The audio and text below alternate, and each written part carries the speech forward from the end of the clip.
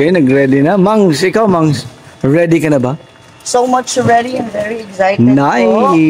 Okay, so yung tatlong anak ko, ready na ba kayo? Ready na! Okay, so ito na yung mga gamit namin mga boss. Ang dami. Yun ang maganda sa van life mga boss. Or nagdadala kayo ng sasakyan sa biyahe kasi pwede nyong dalhin anong gusto nyong dalhin. So we're ready to go mga boss. Everything is ready. Let's go mga boss. Tara. Sarado na. There you go. Panibagong episode na naman to mga boss. Medyo ano talaga to, malayo yung travel natin today mga boss. Papunta tayo ng pinakauna, punta tayo ng Leyte. So sa Danao tayo sasakay ng Roro. May Roro sa Danao mga boss eh. Na mention ko na yan yung nag-motor ako, nag-vlog ako, naggamit ng motor. Bali doon ang sakay sa Danao. So yun nga mga boss, ano muna tayo, babiyahe tayo from Cebu City to Danao. Hindi naman ganun kalayo yun mga boss eh. So sana naman aabot kami kasi mga boss, nakakatawan nito is Ang usapan? Ang usapan is 6 AM ang alis. Dating gawin. Pero ngayon ano na? Alas 8 na. Alas 8 na mga boss. So dating gawin, late na naman. 2 hours. Tapos yung ano mga boss, yung schedule is 10 AM. Ano naman, hindi naman gano'n ka-traffic ngayon. Pero ano mga boss, sana naman aabot kami. Naka-reserve naman kami ng slot doon. Tumawag kasi yun yung magandahan, no? Yung advice ko lang mga boss, yung mga biyahero natin dyan na mag-Roro, siguro applicable to sa lahat eh. Kung mag-Roro kayo tapos tawagan nyo yung ano, yung shipping line ahead, tapos sabihin nyo ano yung proseso. Tapos kung tatanggap sila ng ano, advance booking, i-book nyo na mga boss kasi mas mabuti na yung may advance ka na slot. So sana naman tinext ko na rin yung dispatcher na papunta na kami. So hopefully mga boss, stay tuned lang mga boss ha. Stay tuned lang. Kung yun ang malaking tanong ngayon, kung aabot ba. Yun mga boss. So ilang oras ang tatakbuhin mula sa atin mga 1 hour and a half yan mga boss eh. 1 hour and a half. Abot na yan mga boss. Wala naman traffic. So the-next ko na rin. So yun na yun mga boss. So ngayon first is pagkas muna kami mga boss, pa full tank kasi nga medyo malayo talaga tong biyahe natin.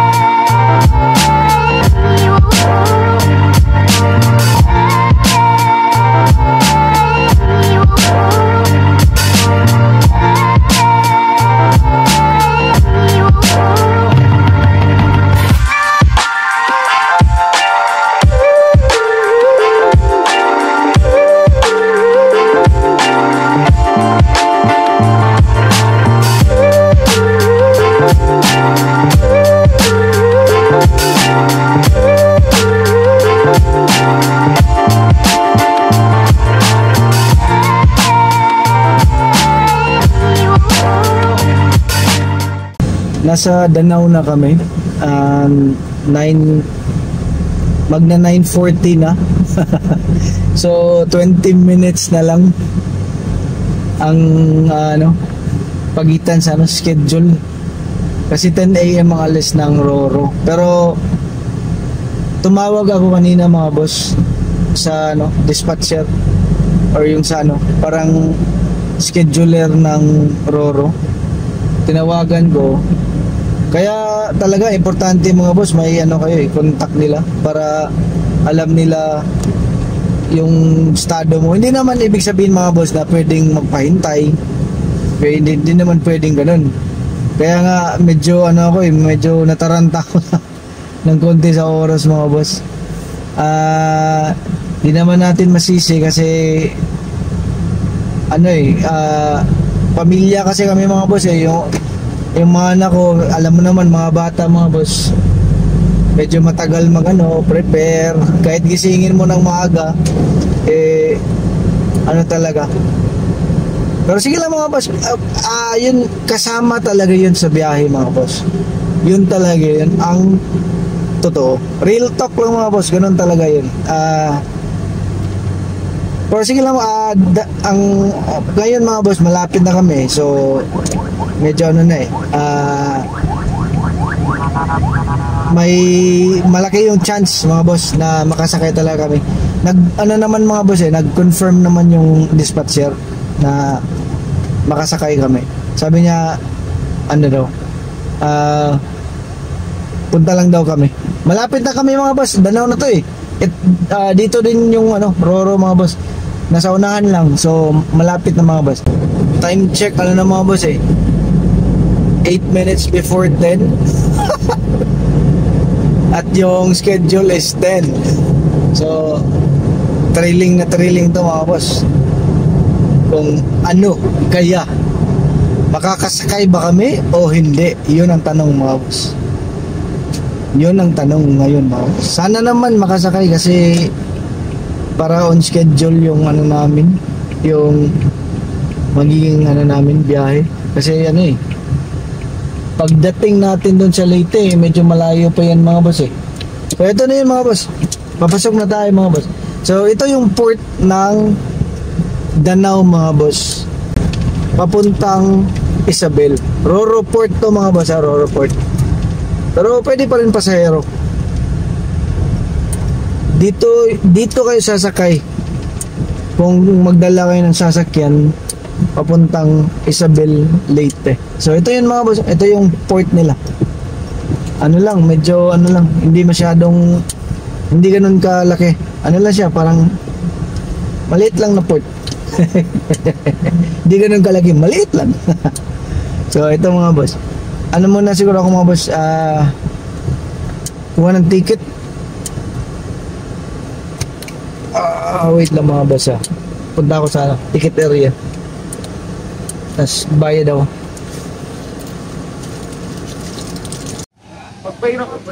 Ito yung terminal ng EB Aznar Danao.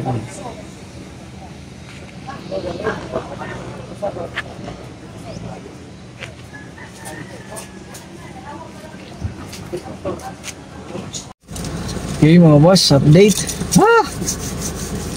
Good news kasi mapalad kami, nakasakay kami. Nandito na yung namin mga boss. Ticket namin. So mamaya isa-isahin ko, pakita sa inyo kung ano yung mga babayaran nyo dito sa Danao kung punta kayo ng Isabel, kung van ang dinadala nyo mga boss. So bigyan ko kayo ng idea mamaya kasi pasok kami sa gate mga boss, pasok na kami sa gate para loading. Wait lang mga boss pasok muna kami sa loading area.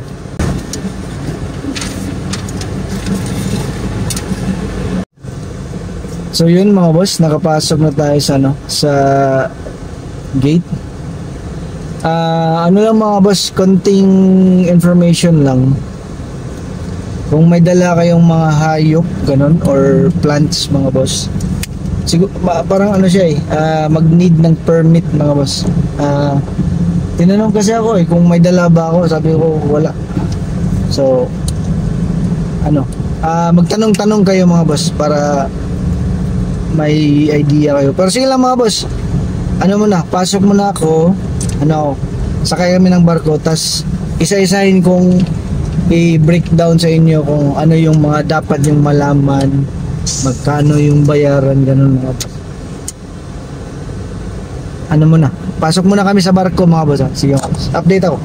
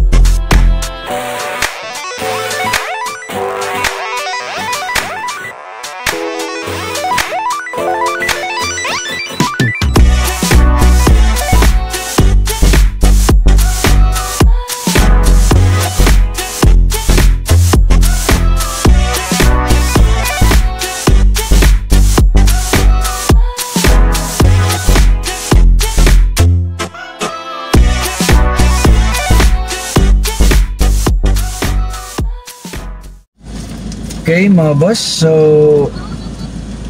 nasa na kami, nakapark. So kain muna saglit yung mga anak ko,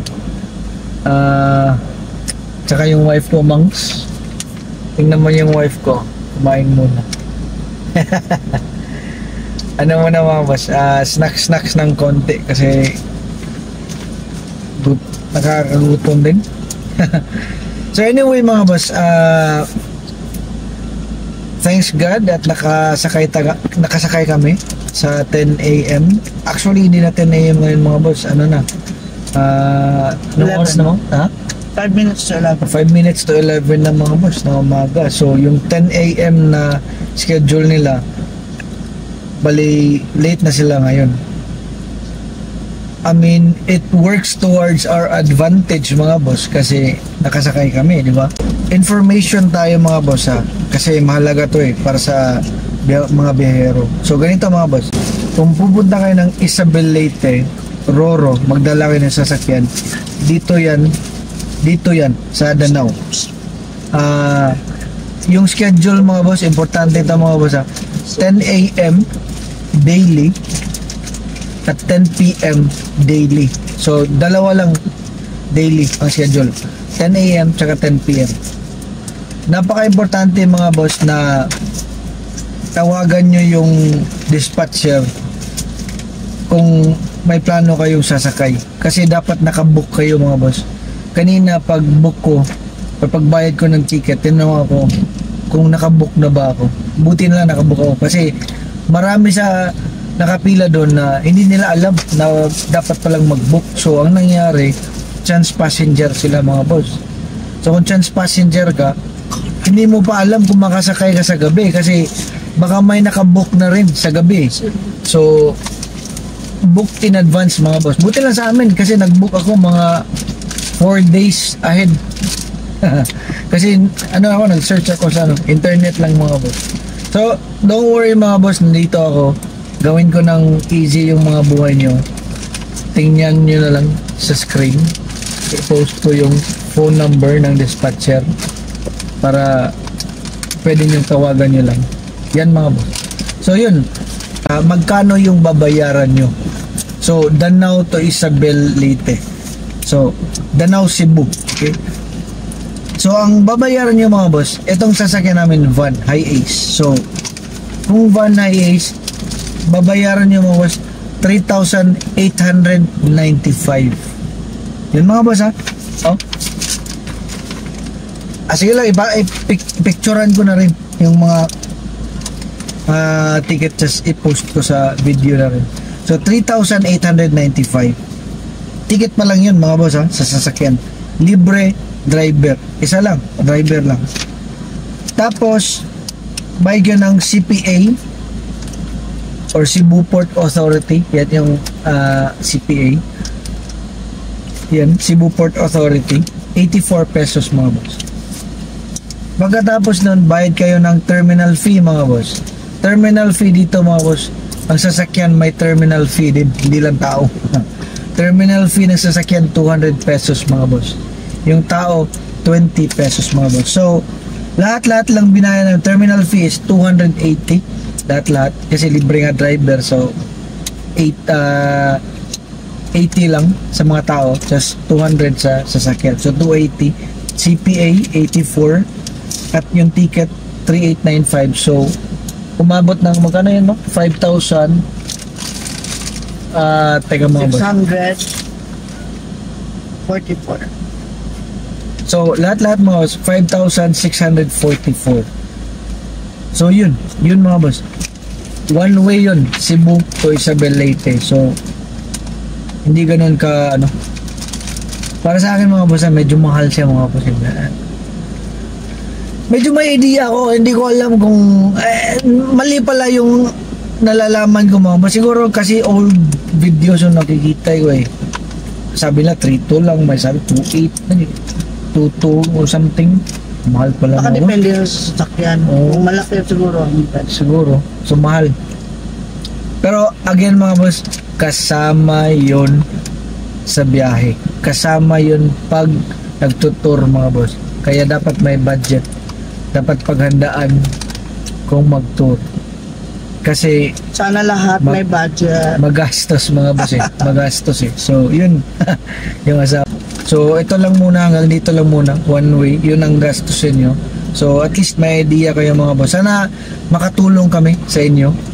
Kami 5 kami ha, 5 kami. So sorry pala mga boss, yung pasahero may bayad din. Regular fee per pasahero kung hindi hindi student or hindi senior or PWD, 410 pesos mga boss ang bayad. Kung student ka 325. So yun, yung 5-6 na sinabi ko, kasama na yun mga boss sa pamasahe ng pasahero. So ano talaga mga boss, sige lang, kasama naman tayo sa biyahe mga boss eh. So updated kayo palagi. Kaya kung hindi pa kayo nakasubscribe, subscribe na mga boss para updated kayo palagi, di ba? Sige mga boss, akyat muna kami sa barko para mag-relax. Update na lang tayo mga boss. Ito yung sunod namin dito mga boss. Nakaupo lang 3 to 4 hours yung biyahe, good luck. Alis na mga 11 plus na yun. So mga 3, pinakamaaga na yung 3 p.m. Pagdating namin sa Pinoy. So first time to mga boss, first time. Sama tayo sa biyahe para updated kayo.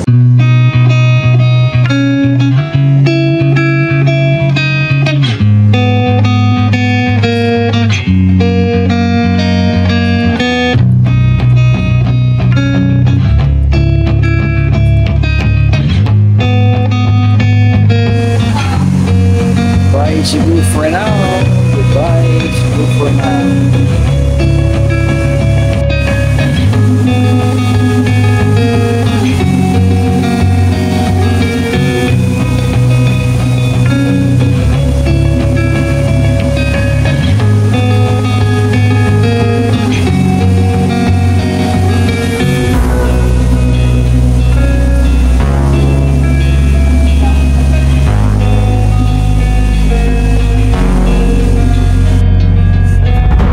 mga boss. So, update.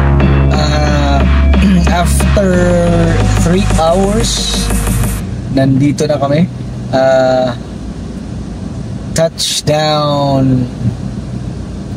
Bali, ano na kami? Isabel Leyte, mga boss. So, first time talaga ng pamilya ko na makapunta ng Leyte. First time ng mga anak ko, pati ng asawa ko. Ako, pangatlo na. Pero, matagal na yun. Yung una't pangalawa ko, bata pa ako. So, parang first time na rin na nakapunta ako dito. Kasi, nung una, yung punta ko dito, hindi pa siya ano yun yung Leyte Landing, yung sa Boy Scout ko. So, eto na mga boss, pababa na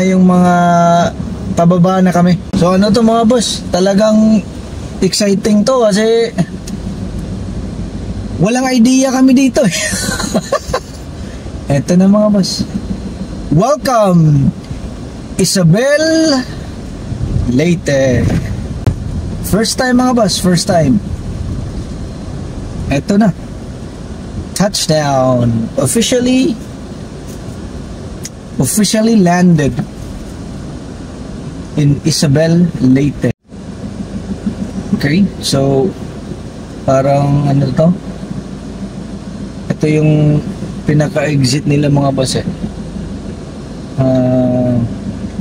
di ako sure kung dito lang yung bayad or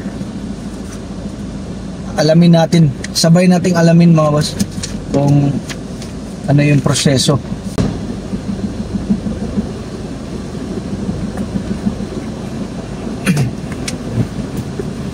Okay, so ano pala mga boss, bayad muna ng terminal fee dyan sa gilid. Yung wife ko yung kumuha. Ano pala mga boss, terminal fee is 200 pesos mga boss. Yun, first payment is pagdating 200 pesos mga boss, ha? 200 pesos. Terminal fee yan mga boss.